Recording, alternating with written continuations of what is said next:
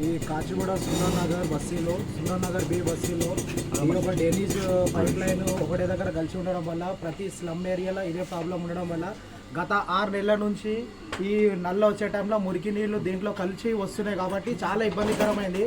మొన్న ఎమ్మెల్యే గారు వచ్చారు, డీజీఎం గారు వచ్చారు, వాళ్ళకు మేము కంప్లైంట్ చేయడం జరిగింది.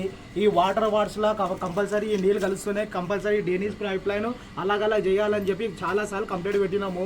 ఆ డ్రైనేజ్ వాళ్ళకైతే వారంలో 2 సార్లు నిండిపోతుంది.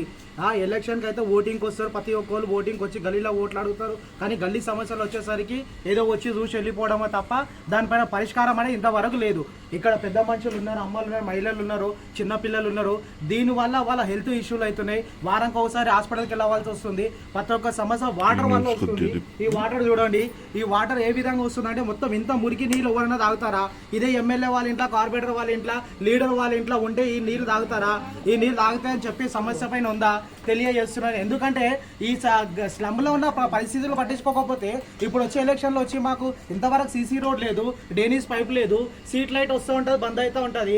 ఈ బస్సులు ఉన్న సమస్యలు చాలా సార్లు మేము కంప్లైంట్ చేయడం జరిగింది. ఇక్కడ లోకల్ కార్పొరేటర్ కానీ, డీజీఎంకు కానీ, మున్సిపల్ కమిషనర్ కానీ ప్రతి ఒక్కరికి లెటర్లు పెట్టినాం. మేము బస్సు వాళ్ళంతా లెటర్లు పెట్టినాం, కంప్లైంట్ చేయడం. కానీ సమస్య పైన పరిష్కారం అంటే ఇంతవరకు కాలేదు.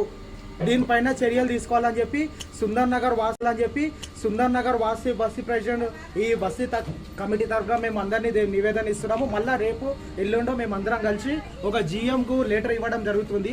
మున్సిపల్ వాటర్ వార్డ్స్ డీజీఎం వారి కృష్ణ యాదగిరి గారికి మేము ఆల్రెడీ కంప్లైంట్ ఇచ్చినాం.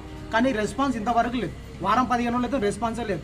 ఈ డీజీఎం ఆయన ఇన్ఛార్జ్ ఎవరైతే ఉన్నారో ఆయన డీజీఎం వారికి కృష్ణ యాదగిరి గారికి రిక్వెస్ట్ చేస్తున్నాం, మళ్ళీ మీరు రండి, దగ్గరుండి పరిష్కారం చేయాలని చెప్పి మేము బస్సు కమిటీ నుంచి కోరుతున్నామండి.